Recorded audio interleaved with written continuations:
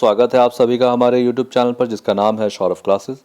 आज मैं विश्व इतिहास से एक महत्वपूर्ण विषय विश्व इतिहास में यूनान की देन इस विषय को लेकर उपस्थित हुआ हूं। तो चलिए शुरू करते हैं। विश्व इतिहास में यूनान की देन का मूल्यांकन करें। ग्रीस अथवा यूनान का इतिहास काफ़ी समृद्धशाली एवं महत्वपूर्ण रहा है। इसकी उपलब्धियां न केवल यूनान के लिए बल्कि विश्व के लिए भी अनुकरणीय रही हैं। जीवन के प्रत्येक पहलू यथा धर्म, कला, संस्कृति, साहित्य, विज्ञान आदि क्षेत्रों में यूनानियों ने कई विशिष्टताओं को प्राप्त किया और इन योगदानों ने यूनान को यूरोपीय राष्ट्रों में अग्रणी स्थान प्रदान किया। इसकी उपलब्धियों एवं योगदानों का संक्षिप्त वर्णन हम निम्नलिखित उपशीर्षकों के माध्यम से अभिव्यक्त करते हैं। सबसे पहले हम कला के क्षेत्र में देखेंगे। उसमें हम पहला जो है हमारा वास्तुकला उसको देखेंगे। तो कला के क्षेत्र में विशेषकर वास्तुकला के क्षेत्र में यूनान वासी अत्यंत जागरूक थे। जीवन के भौतिक क्षेत्र में यद्यपि उन्होंने कम प्रगति की, परंतु वास्तुकला में उनकी प्रगति अभूतपूर्व थी। वे सौंदर्य के पुजारी थे तथा जीवन के प्रत्येक क्षेत्र को उन्होंने तक्षण अथवा स्थापत्य कला द्वारा अभिव्यक्त किया। उनके द्वारा निर्मित मंदिर उनकी सुकुमार सौंदर्य भावनाओं का प्रतीक है। स्थापत्य कला के अंतर्गत डोरिक शैली का सर्वोत्कृष्ट नमूना पेरिक्लिस युग में बनाया गया पार्थेनन मंदिर है। इस शैली में लंबे और ठोस खंभों की भरमार है। ये खंभे ऊपर जाकर पतले होते जाते हैं और इनके सहारे भवनों को खड़ा किया गया है। आयनिक शैली प्राचीन यूनान में विशेष रूप से प्रचलित था। इनके खंभे उतने ठोस तो नहीं पर अलंकृत एवं सुंदर होते थे। एथेंस का इरेकियम नामक मंदिर में कुछ खंभे युवतियों के आकार के बने थे। युवतियों के सिर पर पूजा सामग्रियों की एक मंजूषा अथवा टोकरी है। यह मंदिर पार्थेनन के बाद ग्रीक स्थापत्य कला का एक भव्य नमूना है। दूसरा है हमारा मूर्तिकला। यूनानी मूर्तिकला उसकी प्रतिभा की अभिव्यक्ति एवं विकास की सुंदरता का उदाहरण है। यूनानी मूर्तिकारों ने अपनी कल्पना को जीवंत रूप में उकेरा है। उनका मानना था कि उनके देवता अत्यंत सुंदर हैं, इसी कारण वे काफी सुंदर प्रतिमाएं बनाते थे। वे मानते थे कि प्रतिमा जितनी सुंदर होगी उतनी ही दैवीय गुणों से युक्त होगी।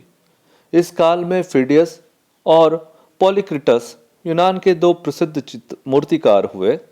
फिडियस की बनाई गई एथेना देवी की मूर्ति अत्यंत सुंदर एवं सजीव थी। इसी कड़ी में कई पहलवानों के शरीर को नापकर पॉलिक्रिटस ने मूर्तिकला के सौंदर्य के सिद्धांत स्थिर किए। तीसरा है हमारा चित्रकला। इस काल में चित्रकला के क्षेत्र में भी प्रगति हुई। चित्रकारों में प्रसिद्ध चित्रकार फ्रेस का पॉलिनोटस था। इसने बहुत से समूह चित्रों को तैयार किया। दूसरे प्रसिद्ध चित्रकार अपोलोडोरस थे। इन्होंने लकड़ी के तख्तों पर सुंदर चित्र बनाए। दूसरा है हमारा विज्ञान के क्षेत्र में। विज्ञान के क्षेत्र में यूनान के वैज्ञानिकों ने अनेक गूढ़ रहस्यों को खोज निकाला। यद्यपि यूनानियों ने विज्ञान का विकास भौतिक उद्देश्यों के लिए नहीं किया, फिर भी इस क्षेत्र में यूनानियों की देन सराहनीय है। महान दार्शनिक अरस्तु वैज्ञानिक चिंतन के लिए प्रसिद्ध है। सर्वप्रथम उसने प्राकृतिक विज्ञान का प्रारंभ किया। उन्होंने मछली की उत्पत्ति एवं विकास का इतिहास लिखा।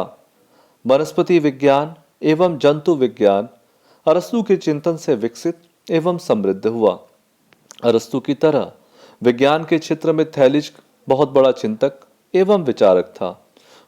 यह यूनानी तथा यूरोपीय विज्ञान दर्शन का पिता माना जाता है।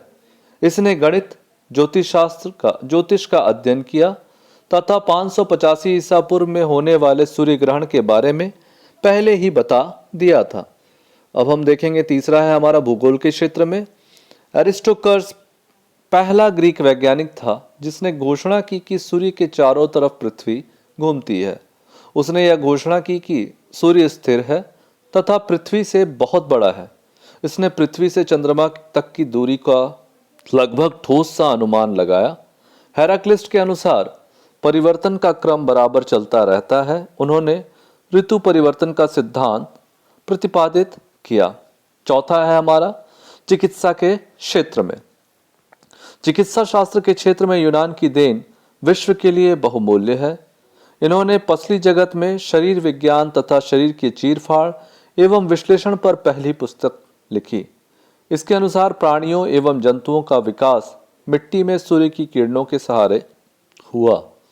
हिप्पोक्रेटिस को यूनान चिकित्सा शास्त्र का पिता माना जाता है। इसने इस अंधविश्वास का खंडन किया कि बीमारी भूत प्रेतों के कारण होती है, बल्कि यह अन्य अनेक कारणों से होती है।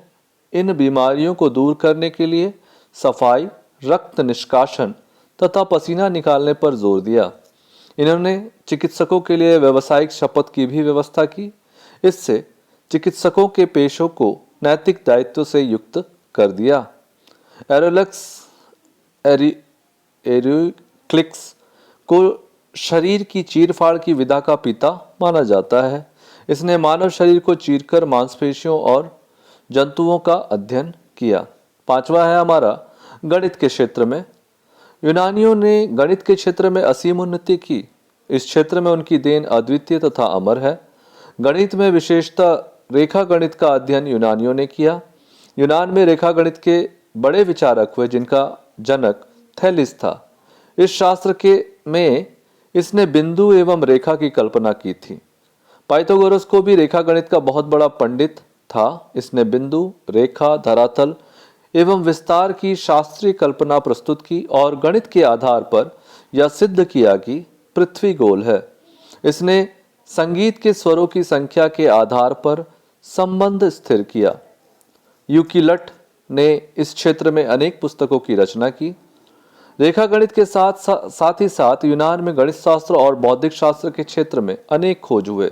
आर्किमिडीज गणित शास्त्र और बौद्धिक शास्त्र का प्रकांड ज्ञाता था। उसने इन ज्ञानों के सहारे कई यंत्रों का आविष्कार किया, जिसमें मुख्यतः सिंचाई हेतु मिश्रित घिरनी, ताकमय शीशे, पानी निकालने वाले पेच आदि। छठा है हमारा साहित्य के क्षेत्र में। इस काल में लेखकों, कवियों तथा नाटककारों की रचनाएं आज के युग में भी आदर्श रूप में मानी जाती है तथा वर्तमान लेखक आज भी उनके आदर्शों से प्रेरणा ग्रहण करते हैं। प्राचीन यूनान में महाकाव्यों की रचना हुई। इसके रचयिता होमर नामक कवि थे। यह विश्व साहित्य की अनुपम निधि है। इन्होंने इलियड और ओडिसी नामक दो महाकाव्यों की रचना की। जिस तरह भारतीय रामायण तथा महाभारत से प्रेरणा ग्रहण करते हैं, ठीक उसी तरह इन दोनों महाकाव्यों से यूनानी जीवन एवं समाज को प्रभावित करने की प्रेरणा प्रदान करते हैं। नाटकों में सुखांत एवं दुखांत नाटक लिखे गए। पिंडर यूनान का सबसे बड़ा कवि था। इतिहास के क्षेत्र में यूनान की देन विशेष रूप से उल्लेखनीय है। विश्व के प्रथम इतिहासकार हेरोडोटस ने यूनान पर ईरानी आक्रमण का इतिहास अत्यंत रोचक ढंग से लिखा है। इन्हीं ही इतिहास का पिता माना जाता है। दूसरा प्रसिद्ध इतिहासकार थ्यूसिडाइडिस हुआ। इसने वैज्ञानिक ढंग से इतिहास लिखने की कला को जन्म दिया, इसलिए यूनान के इतिहास में इसे वैज्ञानिक ढंग से इतिहास लिखने की कला का पिता माना गया है। सातवां है हमारा दर्शन के क्षेत्र में।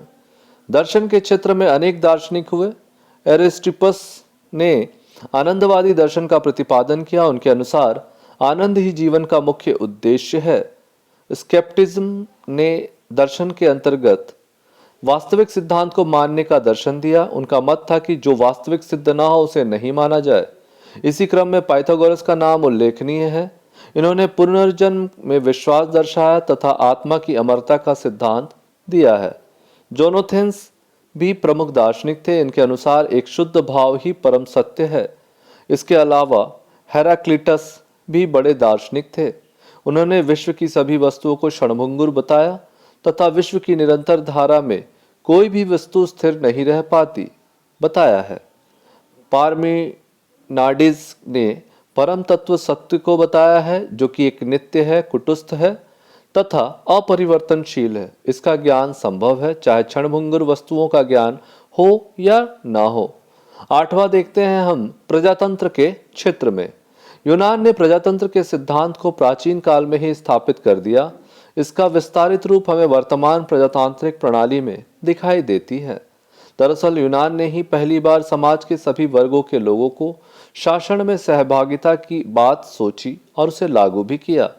इसके बाद काल दर काल इसका रूप बदलता एवं व्यापक होता चला गया। इस प्रकार वर्तमान समय में विश्व में प्रजातंत्र का स्वरूप है वह प्राचीन यूनान की ही देन है। नवा है हमारा ओलंपिक के क्षेत्र में। ओलंपिक खेलों की शुरुआत यूनान में हुई थी। यद्यपि आधुनिक ओलंपिक की शुरुआत पियरे डी कार्बोटिन द्वारा 1896 में की गई, लेकिन इसके लिए उन्होंने प्रेरणा प्राचीन यूनानी ओलंपिक खेलों से ली थी, जो कि ग्रीस में 2700 वर्ष पूर्व ही चलन में थे। ऐतिहासिक स्रोतों से ज्ञात होता है कि यूनान में पहला ओलंपिक खेल 776 ईसा पूर्व में खेला गया था। यूनानियों ने ओलंपिक खेलों की शुरुआत अपने देवता ओलंपियन के नाम पर कर लिया था और इसे ही समर्पित भी किया था। यह खेल मुख्यतः दक्षिण पश्चिम यूनान के में प्रत्येक 4 वर्षों में होता था और इसमें विजेता को जैतून की पत्तियों के हार तथा मुकुट पुरस्कार के रूप में प्रदान किए जाते थे। महत्वपूर्ण आविष्कारों के क्षेत्र में 10वां है हमारा। यूनान में कई महत्वपूर्ण आविष्कार हुए। ओडोमीटर, जिसकी सहायता से वाहनों द्वारा दूरी मापी जाती है, इसका निर्माण विटुवियस ने 27 ईसा पूर्व में किया था, जिसे बाद में साइरकस द्वारा विकसित किया गया। घंटी घड़ी का आविष्कार तथा मानचित्र का निर्माण आदि भी यूनान में ही हुआ था। अब हम इसका मूल्यांकन में देखते हैं। इस प्रकार उपरोक्त वर्णनों के मूल्यांकन करने पर हम पाते हैं कि ज्ञान विज्ञान का कोई भी ऐसा क्षेत्र नहीं है जिससे ग्रीस या यूनान अछूता रहा है। दरअसल यूनानियों की अभिरुचि प्रधानता बौद्धिक, कलात्मक एवं आध्यात्मिक थी। इसी कारण यूनानियों की देन साहित्य, राजनीति, प्रजातंत्र, कला, विज्ञान, खेल आदि में अद्वितीय तथा अमर है। प्राचीन विश्व में जिन देशों ने विशाल साम्राज्य स्थापित किया वे आज बिट गए, लेकिन यूनानियों ने बौद्धिक क्षेत्र में जो साम्राज्य स्थापित किया वह कभी मिटने वाला नहीं है। यूनान के कवि एवं नाटककार, दार्शनिक एवं वैज्ञानिक, मूर्तिकार तथा कलाकार संसार में सदैव आदर्श माने जाते हैं और उनकी देन अमर है। इसलिए यूरोपीय विद्वानों ने स्पष्ट शब्दों में घोषणा करते हुए कहा है कि प्राचीन यूनान यूरोपीय सभ्यता का पिता है। इस उद्घोषणा से स्पष्ट होता है कि यूनान की देन केवल यूनान अथवा पश्चिमी राष्ट्रों के लिए ही नहीं वरन संपूर्ण विश्व के लिए प्रेरणादायी है। तो हमारे आज की क्लास यहीं समाप्त होती है।